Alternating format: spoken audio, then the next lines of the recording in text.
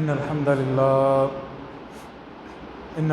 لله نحمده ونستعينه ونستغفره ونعوذ بالله من شرور أنفسنا ومن سيئات أعمالنا من يهده الله فلا مضل له ومن يضلله فلا هادي له وأشهد أن لا إله إلا الله وحده لا شريك له وأشهد أن محمدًا عبده ورسوله يا أيها الذين آمنوا اتقوا الله حق تقاته ولا تموتن إلا وأنتم مسلمون يا أيها الناس اتقوا ربكم الذي خلقكم من نفس واحدة وخلق منها زوجها وبث منهما رجالا كثيرا ونساء واتقوا الله الذي تساءلون به والأرحام إن الله كان عليكم رقيبا يا أيها الذين آمنوا اتقوا الله وقولوا قولا سديدا يصلح لكم أعمالكم ويغفر لكم ذنوبكم ومن يطع الله ورسوله فقد فاز فوزا عظيما أما بعد فإن خير الحديث كتاب الله وخير الهدي هدي محمد وشر الأمور محدثاتها وكل محدثة بدعة وكل بدعة ضلالة وكل ضلالة في النار يا أيها المدثر قم فأنذر وربك فكبر وثيابك فطهر والرجز فاهجر ولا تمنن تستكثر ولربك فاصبر اللهم صل على محمد وعلى آل محمد كما صليت على إبراهيم وعلى آل إبراهيم إنك حميد مجيد اللهم بارك على محمد وعلى آل محمد كما باركت على إبراهيم وعلى آل إبراهيم إنك حميد مجيد ساری تعریفیں اللہ رب العزت کے لیے ہیں جو ہر چیز کا خالق ہے، مالک ہے، رازق ہے، وہ رب العالمین ہے، اور اس کے انسانوں کے اوپر اتنے احسانات ہیں کہ ان احسانات کو شمار کرنا تو دور کی بات، انسان ان نعمتوں کا احاطہ بھی نہیں کر سکتا، جس میں ہمارے اوپر سب سے بڑی نعمت جو ہے وہ رسول اللہ صلی اللہ علیہ وسلم کی ذات گرامی ہے۔ اللہ تبارک و تعالیٰ ان کی ذات پہ بے شمار رحمتیں نازل فرمائے۔ تو پچھلے کچھ جمعوں سے ہم رسول اللہ صلی اللہ علیہ وسلم کی سیرت کا آغاز کیا ہے۔ پچھلے جمعۃ المبارک میں بات ہوئی تھی کہ وحی کا آغاز کس طرح ہوا، رسول اللہ صلی اللہ علیہ وسلم پر وحی کس طرح آنی شروع ہوئی، اور پھر آپ نے اسلام کی دعوت کا آغاز کیا۔ تقریباً 3 سال گزر گئے خفیہ ہی دعوت کے اندر، کھل کے رسول اللہ صلی اللہ علیہ وسلم نے دعوت نہیں دی۔ آپ اس دوران نماز بھی ادا کرتے تھے، جبریل علیہ السلام نے خود آپ کو جو ہے وہ نماز پڑھنے کا طریقہ سکھایا وضو کر کے۔ ابھی وہ 5 نمازیں تو فرض نہیں ہوئی تھیں، باقاعدہ ان کی رکعتیں اور 5، لیکن نماز کا جو تصور ہے وہ جتنے بھی پہلے انبیاء گزرے ہیں ان کی شریعتوں میں رہا ہے۔ ابراہیم علیہ السلام، اسماعیل علیہ السلام، عیسیٰ علیہ السلام، موسیٰ علیہ السلام، چونکہ نماز ایک ایسی چیز ہے جو انسان کو ہر وقت اپنے رب کے ساتھ جوڑ کے رکھتی ہے۔ 2-4 گھنٹے گزرتے ہیں تو پھر اگلی نماز کا ٹائم آ جاتا ہے۔ قرآن مجید میں اللہ تبارک و تعالیٰ نے فرمایا کہ وَأَقِمِ الصَّلَاةَ لِذِكْرِي، کہ نماز کو میری یاد کے لیے قائم کرو، کہ وہ رب جس نے آپ کو پیدا کیا ہے ایک لمحہ بھی آپ کا دل اس کی یاد سے غافل نہیں ہونا چاہیے۔ ہمہ وقت جو ہے وہ آپ اس کی ذات سے باخبر رہیں تاکہ آپ اپنی زندگی کو بھی بہتر انداز میں گزار سکیں اور آخرت میں بھی کامیاب ہو سکیں۔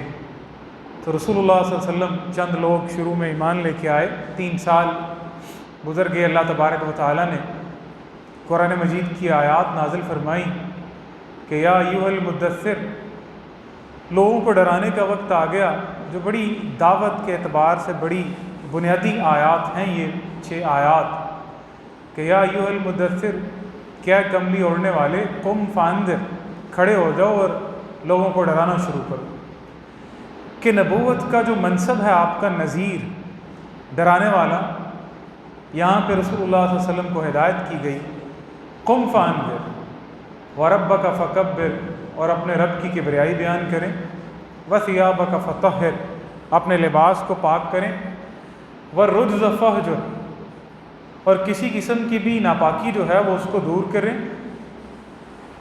اور پھر اللہ تبارک و تعالیٰ نے فرمایا کہ لوگوں کو دعوت دیں، لوگوں کو رب کی طرف بلائیں، ولا تمنن تستکثر، کسی پہ اس خاطر احسان نہ کریں کہ وہ بدلے میں آپ کو زیادہ دے گا، وَلِرَبِّكَ فَاصْبِرْ، اور اپنے رب کے لیے صبر کریں۔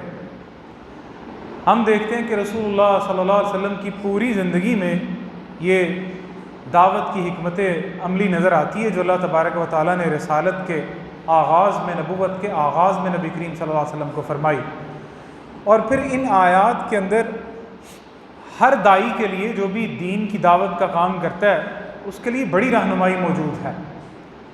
کوئی بھی انسان جو دین کی دعوت کے لیے وقف ہے یا دین کی دعوت کا جو ہے وہ اسی شعبے کے ساتھ منسلک ہے، وگرنہ دعوت کا کام تو یہ ہر مسلمان کا فریضہ ہے۔ جیسے اللہ تبارک و تعالیٰ نے فرمایا کہ تم بہترین امت ہی اس وجہ سے ہو، کنتم خیر امت اخرجت للناس تأمرون بالمعروف وتنہون عن المنکر، کہ کوئی ایک سنگل بندہ جو ہے وہ ذمہ دار نہیں ہے صرف دین کی تبلیغ کا اور دعوت کا، ہر انسان کا یہ فرض ہے۔ اور تمہیں اللہ نے بہترین امت اس وجہ سے بنایا ہے کہ تم نے لوگوں کو نیکی کی طرف بلانا ہے اور برائی سے منع کرنا ہے۔ اور اللہ نے تمہیں لوگوں میں سے نہیں نکالا، للناس، تمہیں لوگوں کے لیے اللہ نے پیدا کیا، کیونکہ نبوت ختم ہو گئی ہے اور اب کوئی پیغمبر نہیں آنے والا۔ اب تبلیغ کا اور جو دعوت کا فریضہ ہے وہ اس امت کا ہے، اس وجہ سے اس امت کو باقی امتوں سے افضل قرار دیا۔ تو ہر انسان جو دعوت کے لیے کام کرتا ہے یہ بڑی بنیادی ہدایات ہے اس انسان کے لیے۔ سب سے پہلے تو اللہ نے فرمایا قم فانذر، کھڑے ہو جائیں اور لوگوں کو ڈرائیں۔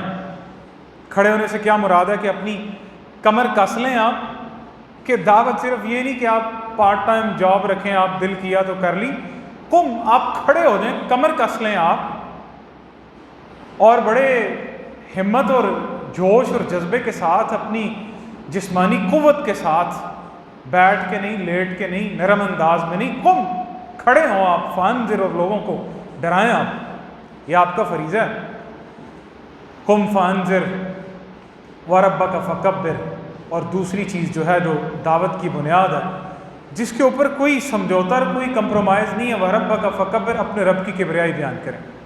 جو توحید اور اللہ تبارک و تعالیٰ کی کبریائی اور بڑائی ہے، جو تمام دین کی اساس اور بنیاد ہے، وہ توحید ہے۔ اگر اس کے اوپر سمجھوتا ہے تو کوئی عمل قابل قبول نہیں ہے۔ تمام انبیاء کی دعوت یہی ہے۔ اللہ تبارک و تعالیٰ نے قرآن مجید میں فرمایا کہ ہم نے جتنے بھی انبیاء بھیجے ہم نے ان کی طرف یہی وحی کی کہ ایک اللہ کی عبادت کرو، وَرَبَّكَ فَكَبِّرْ، اپنے رب کی بڑائی بیان کریں، اپنے رب کی کبریائی بیان کریں۔ پھر آگے فرمایا کہ وَثِيَابَكَ فَطَهِّرْ، اور اگلی بات ہے کہ اپنے کپڑوں کو، اپنے لباس کو، اپنی ظاہری ہر چیز کو پاک کریں آپ۔ دین ہے، توحید ہے، اس کے بعد انسان کا تزکیہ نفس ہے، انسان کی پاکی ہے، والرجز فاہجر، اور اپنے آپ کو ہر قسم کی ناپاکی سے محفوظ کریں۔ ہمارے لیے بڑی ہدایت ہے۔ ایک تو ظاہری صفائی ستھرائی ہے جس کا اسلام نے بڑا اہتمام کیا ہے، اور ایک انسان کے کردار کی صفائی اور ستھرائی ہے کہ انسان کا لباس جو انسان کی عادات کی علامت ہے وہ بھی پاک ہو، اس کا کردار بھی پاک ہو، اس کا عقیدہ، اس کی عبادات، اس کے نظریات، وہ تمام قسم کی گندگی، ناپاکی اور آلائشوں سے بالکل مبرہ ہوں۔ والرجز فاہجر، پھر اگلی بات کہی کہ ولا تمنن تستکثر۔ نبی کریم صلی اللہ علیہ وسلم کی سیرت تو ساری کی ساری ہمارے سامنے موجود ہے کہ اللہ کے رسول کسی پہ احسان اس نیت سے نہ کریں کہ تستکثر، کہ آپ کو بدلے میں بہت کچھ ملے گا۔ دعوت کے کام پہ، اس رسالت اور نبوت اور تبلیغ کے کام پہ آپ کے دل میں لالچ نہیں آنا چاہیے کہ آپ کو بدلے میں کچھ ملے گا۔ سب سے بڑا جو بدلہ ہے وہ اللہ تبارک و تعالیٰ کی ذات دینے والی ہے۔ ولا تمنن تستکثر، اگر آپ نے تبلیغ کا کام کرنا ہے، آج بھی اگر جتنے ہمارے دائی ہیں انہوں نے کام کرنا ہے، تو کہا کہ اس کے پیچھے نیت یہ نہ رکھیں کہ لوگ آپ کو بہت کچھ دیں گے۔ ولا تمنن، کسی پر احسان یہ نہ کریں، اور دین کی بات کر کے کوئی بات انسان یہ بھی نہ سمجھے کہ میں کسی پہ احسان کر رہا ہوں۔ یہ اللہ کا احسان ہے کہ وہ آپ کو توفیق دے رہا ہے اور آپ کسی کو دین کی دعوت دے رہے ہیں۔ اللہ پر احسان نہ چڑھاؤ کہ ہم اسلام لے کے آئیں، یا ہم اسلام کی بات کرتے ہیں، یا ہم دین کی بات کرتے ہیں، یا ہم دعوت کی بات کرتے ہیں، یا ہم تبلیغ کی یا رسالت کی بات کرتے ہیں۔ ولا تمنن تستکثر، یہ اللہ کی توفیق ہے کہ وہ کسی کو اس بات کی توفیق دے کہ وہ دین کی بات کرے۔ ہم اللہ کا شکر کبھی بھی ادا نہیں کر سکتے۔ ابن قیم رحمہ اللہ فرماتے ہیں کہ انسان کبھی بھی کما حقہ اللہ کا شکر ادا نہیں کر سکتا، کبھی بھی، کیونکہ جب انسان ایک چیز پہ اللہ کا شکر ادا کرے گا تو اس شکر کرنے کی توفیق بھی اللہ نے ہی دی ہے اس کو، وہ اس توفیق پہ کیسے اللہ کا شکر ادا کرے گا؟ اگلا شکر کرے گا تو اس کی توفیق بھی تو اللہ نے دی ہے۔ انسان کبھی بھی اللہ کا شکر ادا نہیں کر سکتا اس طرح جس طرح کما حقہ اس کا شکر ادا کرنا چاہیے۔ انسان کی تو ایک ایک سانس جو چلنے والی ہے وہ اللہ تبارک و تعالیٰ کی دی ہوئی ہے۔ اس کا دل جو ہے وہ دھڑکتا ہے تو وہ انسان سے پوچھے بغیر دھڑکتا ہے۔ اس کو زندگی اگر عطا کی ہے تو اللہ نے عطا کی ہے۔ تو یہ بڑی بنیادی ہدایات ہیں ہر انسان کے لیے، ہر مسلمان کے لیے، کہ وہ بے لوث ہو کے اپنا فریضہ سمجھ کے لوگوں کو اسلام کی دعوت دے اور تبلیغ کا کام کرے۔ کہ ولا تمنن تستکثر، آپ کسی پہ اس نیت سے احسان نہ کریں کہ آپ کو بدلے میں بہت کچھ ملے گا۔ رسول اللہ صلی اللہ علیہ وسلم نے تو ویسے ہی فرمایا کہ وہ انسان قیامت والے دن جنت میں اللہ اس کو داخل نہیں کرے گا، نہ اس کو پاک کرے گا گناہوں سے، نہ اس سے کلام کرے گا، جو انسان احسان کر کے کسی کے اوپر جتلاتا ہے، چاہے جائے کہ اس احسان کے پیچھے کچھ حاصل کرنے کی نیت ہو۔ آج تو چھوٹی سی بات ہوتی ہے نا، آپ دیکھیں ہر انسان بات بات پہ وہ کہتا ہے میں نے یہ احسان کیا تمہارے اوپر، میں نے وہ احسان کیا، میں نے یہ کر دیا، میں نے وہ کر دیا۔ چاہے وہ اولاد ہو، ماں باپ ہوں، کبھی گھر والے ہوں، خاندان ہو، جس کو ہم برادری کہتے ہیں، شریکہ کہتے ہیں، سب سے زیادہ بیماری اس میں ہوتی ہے۔ ہم نے فلاں کے لیے یہ کیا جی، ہم نے تو، لوگ تو ماں باپ کی خدمت کر کے کہتے ہیں کہ ہم نے جی ماں باپ کے لیے اتنا کچھ کیا، دیکھو جی میں نے اپنے باپ کو اتنا پیسے دیے ہیں، اپنی ماں کو یہ سارا کچھ کیا، حالانکہ وہ تو اس کا فرض تھا۔ نبی کریم صلی اللہ علیہ وسلم نے فرمایا کہ ایک صحابی آئے، اس نے کہا جی میرا باپ اس طرح مال میرا لے لیتا ہے، کہا تو بھی تیرے باپ کا اور تیرا مال بھی تیرے باپ کا ہے، تو بھی اس کی ملکیت ہے اور تیرا مال بھی اس کی ملکیت ہے۔ لوگ تو اتنی بات سے کہ وہ جو فلاں بھائی ہے تو اس نے کیا دیا آج تک ماں باپ کو، خدمت تو میں کرتا ہوں ماں باپ کی، وہ احسان کر کے یہاں تک کہ وہ والدین جن کی خدمات کا حق کبھی انسان ادا نہیں کر سکتا، جس کو اللہ نے کہا کہ حملتہ امہ کرہا ووضعتہ کرہا، جس کو اللہ مشکل کہتا ہے، آپ سوچیں کتنی مشکل ہے وہ، کہا ماں جو اس کو 9 ماہ پیٹ میں اٹھا کے رکھتی ہے کرہن، تکلیف کے ساتھ، ووضعتہ کرہن، پھر زندگی اور موت کی کشمکش میں اس کو جنم دیتی ہے، اور کئی مائیں اپنی زندگی کی بازی ہار جاتی ہیں اسی کشمکش میں۔ آپ اسپتالوں میں چلے جائیں، پیدائش کے دوران وہ چل بسی، وہ ڈاکٹر کہتا ہے یا جی آپ کا بچہ بچے گا یا آپ کی ماں بچے گی یا عورت بچے گی، جس کو اللہ تکلیف کہتا ہے، آپ سوچیں وہ کتنی مشکل ہے۔ اللہ کہتا ہے حملتہ امہ کرہا ووضعتہ کرہا، وہ اس کو اٹھاتی تکلیف کے ساتھ ہے اور اس کو پھر وضع حمل اس کو جنتی تکلیف کے ساتھ ہے۔ تو یہ عام حالات میں بھی اللہ نے فرمایا پیغمبر ولا تمنن تستکثر، یہ پہلی آیات ہیں جب دعوت کی، رسالت کی اور قرآن مجید کی، یہ پہلی آیات سورہ علق کی اور اس کے بعد سورہ مدثر کی پہلی جو نازل ہوئی پوری صورت وہ سورہ فاتحہ نازل ہوئی، اکٹھی یکمشت جو پوری صورت نازل ہوئی۔ قرآن مجید تھوڑا تھوڑا کر کے نازل ہوا، چھوٹی چھوٹی صورتیں کچھ پوری نازل ہوئیں، کچھ حالات کے مطابق 23 سال کے عرصے میں قرآن مجید نازل ہوا، جس طرح کے حالات ہوئے، 1 آیت 2 آیت 3 آیات۔ کسی نے سوال پوچھا قرآن مجید کی آپ کتنی آیات دیکھتے ہیں جس میں لکھا ہوتا ہے یسألونک عن الانفال، اے پیغمبر یہ لوگ آپ سے مال غنیمت کے بارے میں سوال کرتے ہیں، آپ ان کا جواب دیں۔ یسألونک عن المحیض، آپ اس بارے میں سوال کرتے ہیں، اس بارے میں سوال کرتے ہیں۔ نبی کریم صلی اللہ علیہ وسلم اللہ کی طرف سے وحی آتی تو آپ ان کا جواب دیتے ہیں۔ قرآن مجید کی 2 ترتیبیں، ایک کو ہم کہتے ہیں قرآن کی ایک ترتیب وہ ہے جس کو ہم کہتے ہیں ترتیب نزولی، کہ جس ترتیب سے قرآن نازل ہوا ہے۔ ایک ترتیب وہ ہے جس کو ہم کہتے ہیں ترتیب توقیفی۔ ترتیب توقیفی وہ ترتیب ہے جو آج ہمارے سامنے موجود ہے۔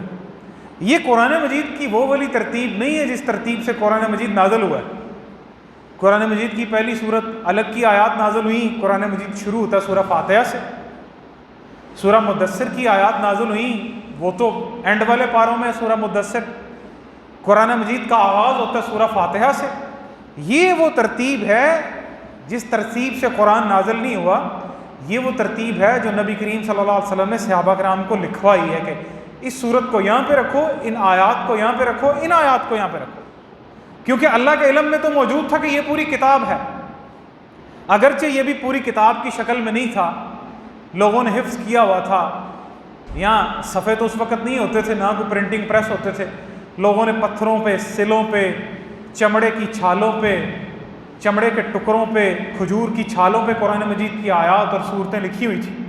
لیکن رسول اللہ صلی اللہ علیہ وسلم نے بتلایا کہ اس کو یہاں پہ رکھو، اور سورہ فاتحہ جو ہے وہ یہ اللہ تبارک و تعالیٰ نے آغاز میں رکھی کہ بسم اللہ الرحمن الرحیم، کیونکہ کسی بھی چیز کا آغاز ہے وہ بسم اللہ سے ہوا۔ آپ دیکھ لیں سلیمان علیہ السلام نے وہ ملکہ بلقیس کو خط لکھا تو بسم اللہ سے شروع کیا، اللہ کے نام کے ساتھ۔ موسیٰ علیہ السلام، نوح علیہ السلام نے جب کشتی بنائی اور چلائی تو کیا کہا؟ بسم اللہ ہے، کہ اللہ کے نام کے ساتھ، بسم اللہ مجریہا و مرساہا، اللہ کے نام کے ساتھ اس کا چلنا۔ تو یہ تمام انبیاء کا شیوا تھا کہ کوئی بھی کام وہ اللہ کے نام کے بغیر نہیں ہوتا۔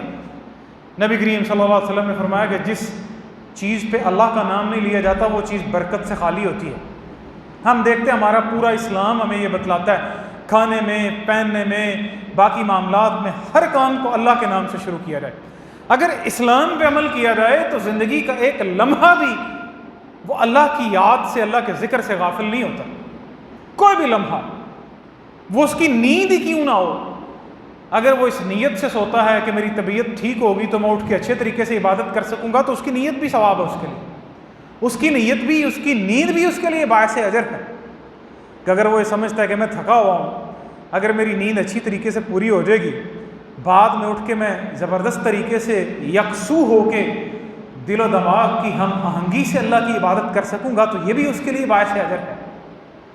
تو دین سارے کا سارا اللہ تبارک و تعالیٰ نے جتنا بھی ہے، تو اس طرح رسول اللہ صلی اللہ علیہ وسلم پر یہ سورہ فاتحہ نازل ہوئی ہے، سورہ مدثر کی جو ہے وہ آیات نازل ہوئی۔ سورہ فاتحہ کو اگر آپ دیکھیں، اگر اس پہ بات کی جائے تو کئی جمعے گزر جائیں، یہ پورے قرآن مجید کا خلاصہ ہمیں نظر آتا ہے سورہ فاتحہ، جس میں تمام قسم کی باتیں، اللہ کی کبریائی، اللہ کی توحید، آخرت، قیامت اور حق اور صراط مستقیم اور دعا بھی، اور پورے قرآن کا جس طرح ایک خلاصہ ہوتا ہے وہ ہمیں نظر آتا ہے۔ خیر، یہ اللہ تبارک و تعالیٰ نے فرمایا کہ ولا تمنن تستکثر، آپ اس نیت سے احسان نہ کریں کہ آپ کو زیادہ ملے گا، فرمایا ولی ربک فاصبر، اور اپنے رب کے لیے صبر کریں، اپنے رب کے لیے صبر کریں۔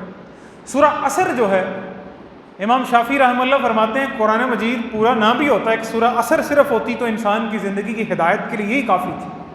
وَالْعَصْرِ إِنَّ الْإِنسَانَ لَفِي خُسْرٍ، زمانے کی قسم ہے کہ انسان گھاٹے میں ہے، الا الذین آمنوا وعملوا الصالحات، سوائے ایمان والوں کے لیے اور اعمال صالح والوں کے لیے، وتواصوا بالحق وتواصوا بالصبر۔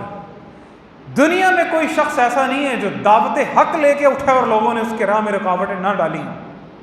ایسا کبھی نہیں ہو سکتا کہ آپ دعوت لے کے اٹھیں اور سارے لوگ مان جائیں کہ یہ بات بڑی اچھی ہے۔ سب سے حق دعوت تو انبیاء علیہ الصلوۃ والسلام کی ہے۔ انبیاء علیہ السلام آسمان پہ کھڑے ہوتے ہیں، مخلوقیں زمین پہ ہوتی ہیں۔ انبیاء آخرت کو بھی دیکھ رہے ہوتے ہیں، دنیا کو بھی دیکھ رہے ہوتے ہیں، مخلوق وہ نہیں دیکھ رہی ہوتی اور انسان نہیں دیکھ رہے ہوتے۔ سب سے زیادہ رکاوٹیں تو انبیاء کے راستے میں ڈالی گئیں۔ یہ مت سمجھیں کہ ہم تعداد میں بہت ہیں یا ہماری لوگ بڑی بات مانتے ہیں۔ دعوت حق لے کے اٹھیں گے تو آپ کے راستے میں رکاوٹیں آئیں گی۔ پھر کیا کرنا ہے؟ اللہ نے کہا وتواصوا بالحق وتواصوا بالصبر۔ جب آپ حق کی نصیحت کریں گے، وتواصوا بالصبر، وہ لوگ کامیاب ہیں جو حق کی بات کریں گے، پھر حق بات پہ آنے والی مصیبتوں پہ صبر اختیار کریں گے۔ وَلِرَبِّكَ فَاصْبِرْ، کہا اپنے رب کے لیے صبر اختیار کریں۔ کتنا صبر؟ لامحدود صبر، انلمیٹڈ صبر ہے جس کی کوئی حد ہی نہیں ہے۔ قرآن مجید تو آپ رسول اللہ صلی اللہ علیہ وسلم نے تو بار بار کہتے ہیں کہ ایک صحابی آیا کہ اللہ کے رسول مجھے کوئی نصیحت کرے گا، لا تغضب، غصہ نہ کرو۔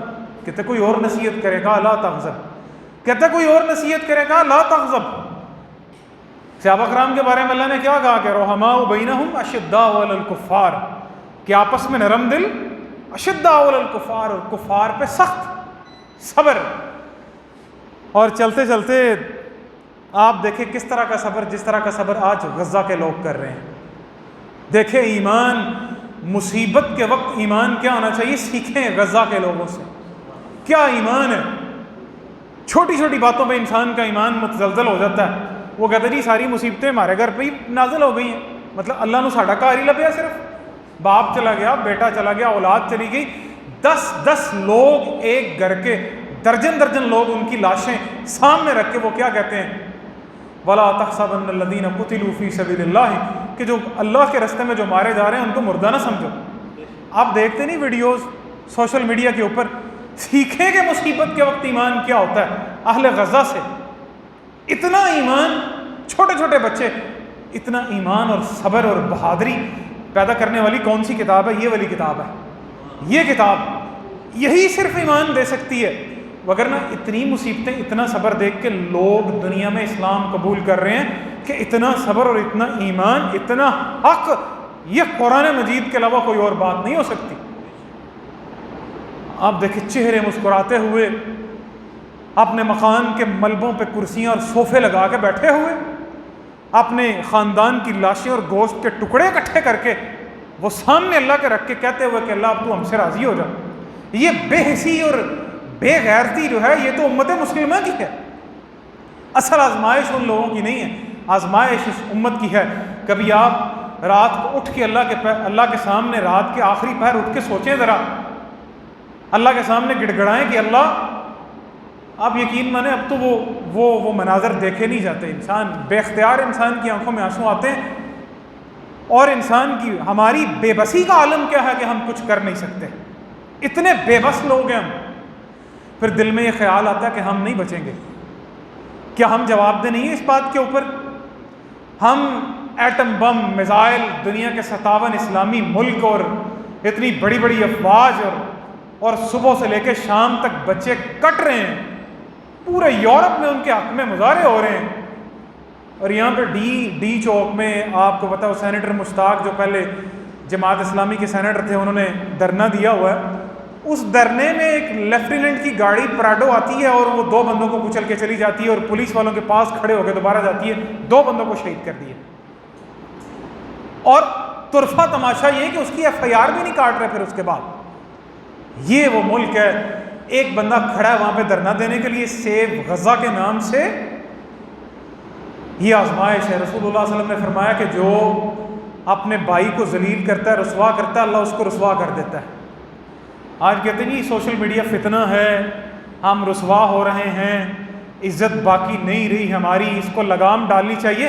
آپ اپنے فلسطین کے بھائیوں کو رسوا کر رہے ہیں، اللہ آپ کو رسوا نہیں کرے گا؟ آپ کی کیا عزت بچی ہے دنیا کے اندر؟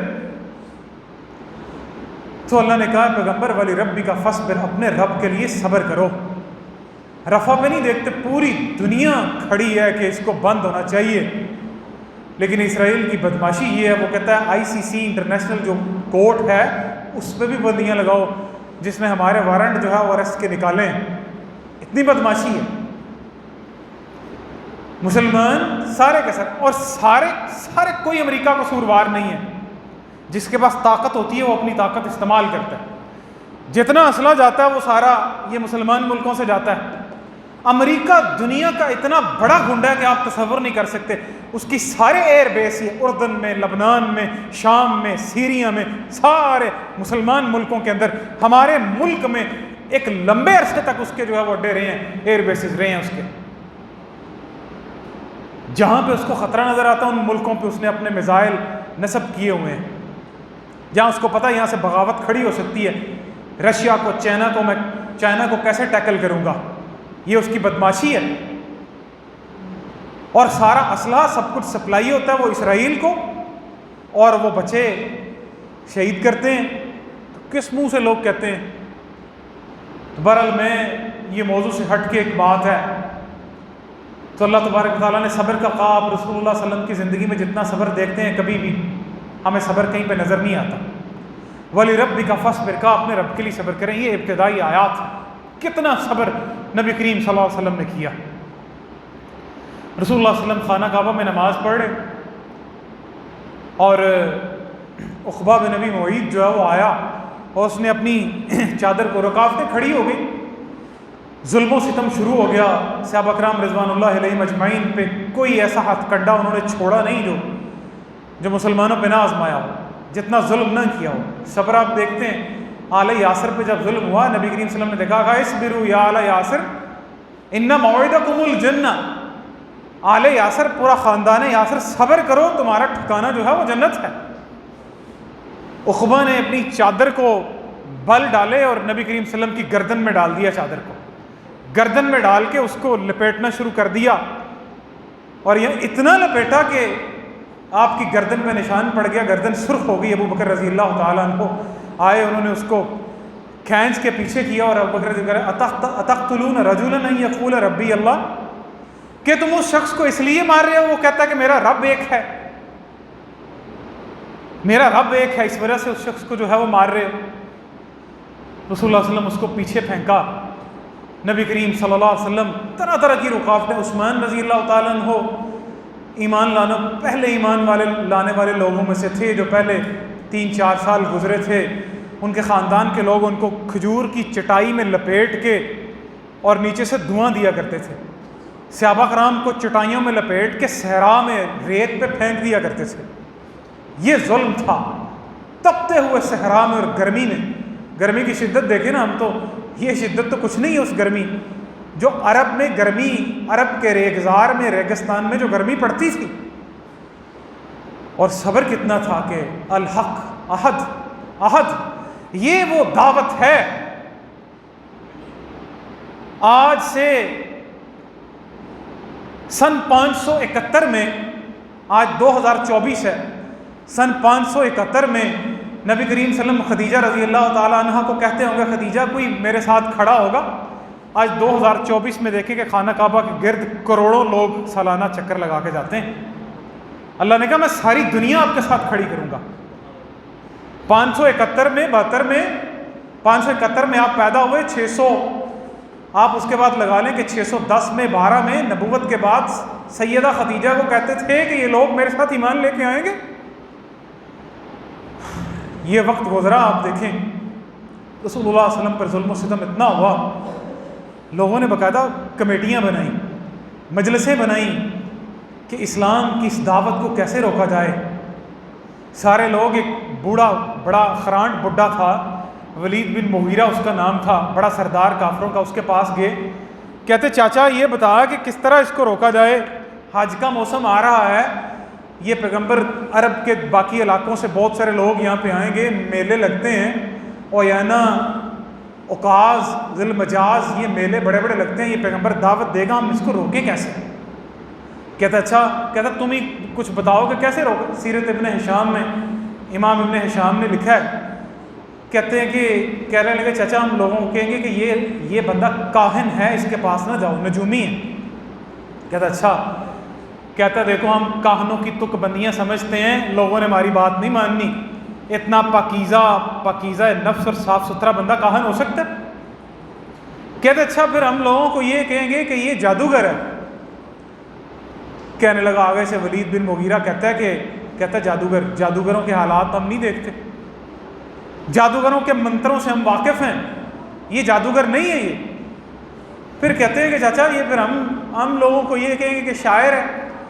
آگے سے وہ ہنس پڑا، کہتا شاعری، کہتا ہم سے زیادہ بہتر شاعری کو کون جانتا ہے، تمام اصناف سخن سے ہم واقف ہیں، عرب کے لوگ بڑے بڑے شعراء ہیں، اگر ہم یہ بات کریں گے لوگ ہنسیں گے ہم پہ۔ کہتے ہیں پھر ہمیں تو نہیں پتا، تم ہی کو بات بتاؤ کہ لوگوں کو کیا روکنا تو ہے، یہ روکنے کی تدبیریں ہو رہی ہیں۔ کہتا جو بہتر بات ہے وہ ہم یہ کہہ سکتے ہیں کہ یہ جادوگر ہے اور ایسا جادو کرتا ہے کہ جس سے اولاد، بھائیوں، میاں بیوی، خاندان کے درمیان تفرقہ ڈال دیتا ہے۔ یہ بات تو حقیقت ہے کہ جو مسلمان ہو رہے ہیں ان کے گھر والوں کے درمیان تفرقہ پڑ رہا ہے۔ کہتے چلو ٹھیک ہے یہ بات ہم کہہ دیں گے۔ باقاعدہ کمیٹیاں بٹھا کے نبی کریم صلی اللہ علیہ وسلم کی زندگی کو اگر ہم سامنے رکھیں، سب سے بڑی دعوت، سب سے بڑا دین، سارا کچھ تو یہی ہے۔ ایک دن خانہ کعبہ میں بیٹھا ہوا کس طرح روک رہے تھے، ابو جہل بیٹھا ہوا اس امت کا فرعون، کہتا ہے مکے کے فلاں محلے میں ایک اونٹ ذبح ہوا ہے، کون ہے جو اس کی اوجڑی اٹھا کے لائے گا، گندی اس کی، اور محمد رسول اللہ صلی اللہ علیہ وسلم کے اوپر ڈالے گا۔ عقبہ کھڑا ہوا، وہ لے کے آیا، رسول اللہ صلی اللہ علیہ وسلم سجدے میں گئے، اس نے اوجڑی لا کے آپ کی کمرے مبارک پہ رکھ دی۔ سیدہ فاطمہ رضی اللہ تعالیٰ عنہ، ننھی فاطمہ آئیں، انہوں نے آپ کے اوپر سے وہ اوجڑی اٹھائی اور پیچھے پھینکی کہ میرے بابا کا قصور یہ ہے کہ وہ یہ کہتا ہے کہ اتنے الہوں کو اور معبودوں کو چھوڑ کے صرف ایک رب کی عبادت کر لو۔ مانتے کیوں نہیں تھے، اس کی بھی وجوہات ہیں۔ ایک تو نبوت ان کی سمجھ میں نہیں آتی تھی، اتنے بے عقل لوگ تھے، رسالت ان کی سمجھ میں نہیں آتی تھی کہ دیکھیے ہم تو اتنے الہوں کو چھوڑ کے، اللہ نے قرآن مجید میں فرمایا کہ اجعل الآلہۃ الہا واحدا، کہ ہم اتنے الہوں اور معبودوں کو چھوڑ کے ایک معبود کو کیسے مان لیں؟ ایک تو یہ کام نہیں کر سکتا۔ دنیا میں شرک کی بدترین صورت یہی ہوتی ہے کہ مختلف کاموں کے لیے مختلف معبود بنائے جائیں۔ دنیا کا بدترین مشرک جو ہے وہ ہندو ہے، جو کروڑوں خداؤں کی عبادت کرتا ہے۔ وہ کہتا ہے جو چیز مجھے فائدہ دیتی ہے وہ میں اس کی عبادت کرتا ہوں، یہاں تک کہ وہ انسانی شرمگاہ کی بھی عبادت کرتا ہے، اس کو بھی رب سمجھتا ہے۔ کہتا ہے گائے مجھے فائدہ دیتی ہے، دودھ دہی پرووائڈ کرتی ہے، تو میں اس کی بھی عبادت کرتا ہوں، سانپ کی بھی، جناب عورت کی، انسان کی، ہر چیز کی۔ رسول اللہ صلی اللہ علیہ وسلم جب تشریف لائے دنیا کے اندر تو دنیا کی حالت یہی تھی۔ انگلینڈ جس نے دنیا فتح کی اس وقت وحشی قبائل کا ملک تھا، اینگلو سیکسن، برٹن، کیونکہ اس کو برطانیہ بھی برٹن بھی کہا جاتا ہے، یہ وہ قبائل تھے جن کی جنگ جو ہے وہ فرانس کے ساتھ رہتی تھی، وحشی قسم کے بت پرست قبائل۔ رومن امپائر جتنی تھی وہ عیسائیت اس قدر بدل چکی تھی، رومیوں نے بھی اپنے الگ الگ کاموں کے لیے اپنے بت رکھے ہوئے تھے۔ یہ جتنے علاقے ہیں انگلینڈ کی پرانے ضلع تھے، نارتھ ایمبریا، ویسیکس، سیسیکس، یہ جتنے بھی تھے سارے کے سارے بت پرست لوگ تھے، سارے کے سارے جتنے بھی تھے۔ یہ جن کو ہم کہتے ہیں بڑے سویلائز کنٹریز، اسکینڈینیوین کنٹریز، 10ویں صدی میں یہاں سے وائکنگز اٹھ کے آئے جنہوں نے انگلینڈ کے اوپر حملے کیے، جو بت پرست لوگ تھے، بتوں کی عبادت کرنے والے۔ یہ دنیا میں اس وقت حالات چل رہے تھے۔ ایران 1200 سال کی تاریخ، جس کی 12 صدیوں کی بت پرست حکومتیں وہاں پہ، طرح طرح کے بت رکھے ہوئے، اور اسلام کی ذرا آپ سچائی اور حقانیت دیکھیں کہ ایک امپائر 12 صدیوں سے اتنی سویلائزڈ امپائر کھڑی ہے، اور مسلمانوں نے عمر رضی اللہ تعالیٰ عنہ کے ٹائم میں آ کے پوری کی پوری امپائر کو گرا دیا جو 1200 سالوں سے کھڑی ہے۔ رسول اللہ صلی اللہ علیہ وسلم تو ابھی تو وہ وقت ہے، نبی کریم صلی اللہ علیہ وسلم کو ایمان تھا، توکل تھا کہ اللہ تعالیٰ وہ دن لے کے آئے گا۔ رکاوٹیں کھڑی کرنی شروع کی، طرح طرح کی رکاوٹیں کھڑی کی، مسلمان اکتا گیا، مسلمان چھپ کے عبادت کرتے تھے۔ پہلی ہجرت حبشہ ہوئی جس میں تقریباً 12 بندے، 4 عورتیں تھیں، 16 لوگوں کو نبی کریم صلی اللہ علیہ وسلم نے کہا کہ آپ حبشہ کی طرف چلے جاؤ۔ عثمان بن عفان رضی اللہ تعالیٰ عنہ اس گروہ کے امیر تھے، اور رسول اللہ صلی اللہ علیہ وسلم کی بیٹی رقیہ جو ہے وہ بھی ان کے ساتھ تھی۔ اس کے بعد تقریباً 100 لوگ دوبارہ حبشہ کی طرف ہجرت کر کے گئے، جن کے ساتھ جعفر طیار رضی اللہ تعالیٰ عنہ تھے، رسول اللہ صلی اللہ علیہ وسلم کے تایازات بھائی۔ اب کافروں نے وہاں پہ بھی نہیں چھوڑا۔ حبشہ چونکہ عیسائی ملک تھا، نجاشی اس کا بادشاہ تھا جو بعد میں مسلمان ہو گیا، اور رسول اللہ صلی اللہ علیہ وسلم نے اس کا غائبانہ جنازہ بھی پڑھایا۔ یہ تحفے طائف لے کے پیچھے پہنچ گئے، جا کے اس کو کہنے لگے بادشاہ ہمارے لوگ کچھ بے دین ہو گئے ہیں، عجیب عجیب باتیں کرتے ہیں، وہ تمہارے پاس آ گئے ہیں، ان کو ہمارے حوالے کر دو۔ بادشاہ نے بلایا، جعفر رضی اللہ تعالیٰ عنہ آئے، کہا بتاؤ تمہارا مقدمہ کیا ہے؟ عیسائیت کو جانتا تھا وہ۔ جعفر رضی اللہ تعالیٰ عنہ نے سورہ مریم کی آیات تلاوت کی، سورہ مریم میں جہاں پہ اللہ نے عیسیٰ علیہ السلام کا اور مریم علیہ السلام کا ذکر کیا۔ جب آیات تلاوت کی تو نجاشی کی آنکھوں سے آنسوؤں کی جھڑیاں لگ گئیں۔ بات ختم ہوئی، ایک تنکا اس نے اٹھایا، اس نے کہا اللہ کی قسم جو بات تم نے عیسیٰ علیہ السلام کے بارے میں کہی ہے وہ نہ اس تنکے سے زیادہ ہے نہ اس سے کم ہے، حق بات یہی ہے۔ وہاں سے بھی ان کو نامراد لوٹنا پڑا۔ بادشاہ کہنے لگا، کہا واقعی یہ تو وہی پیغمبر ہے جس کی بشارتیں یسوع مسیح علیہ السلام نے دی ہیں۔ وہاں سے واپس لوٹ آئے، رکنے والے تو نہیں تھے، لوگوں کو پھر بھیجتے۔ ایک سردار تھا ان کا عتبہ، کہتے جاؤ رسول اللہ صلی اللہ علیہ وسلم کے پاس جا کے کچھ ترلا مند کرو کہ اس کام سے باز آ جاؤ، کہ کہتے تھے ان محمد قد شتت امرنا، کہ محمد نے ہمارا معاملہ بگاڑ کے رکھ دیا۔ کہتے جاؤ۔